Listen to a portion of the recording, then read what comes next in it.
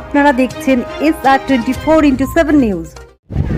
দেখুন, আমাদের বিধায়িকা অদিতি মুন্সি এবং আমাদের রাজারহাট গোপালপুরের আইকন দেবরাজ চক্রবর্তী, এদের উদ্যোগে 1 মাসব্যাপী যে রক্তদান হয়, আজকে এটা 13তম দিন।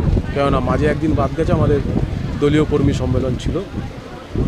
এই সময়টা পশ্চিমবাংলার প্রচণ্ড রক্তের সংকট, তাই আমাদের বিধায়ক তার মাথা থেকে এত সুন্দর একটা প্ল্যান বার করেছে, তার জন্য তাকে অশেষ অশেষ ধন্যবাদ জানাই।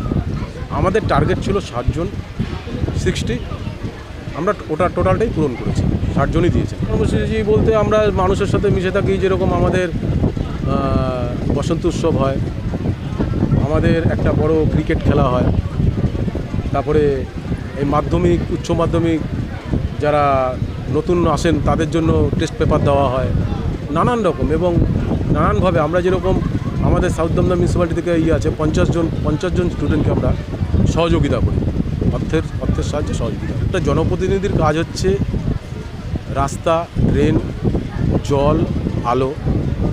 আশা করি ওয়ার্ডে সব কিছুই পূরণ হয়ে গেছে। এখন এটা 2টো টার্মস চলছে, আমার মানে 3টে টার্মস চলছে। আমি 2009 থেকে 2009-তে এসেছিলাম।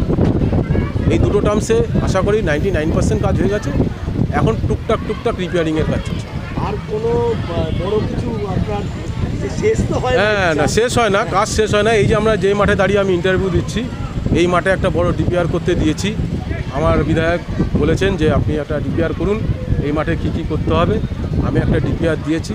এই মাঠে আছে অনেক রকম প্রোগ্রাম আছে, table tennis, long tennis, indoor court. আমার মাঠটাকে একটা খেলার উপযুক্ত করবো।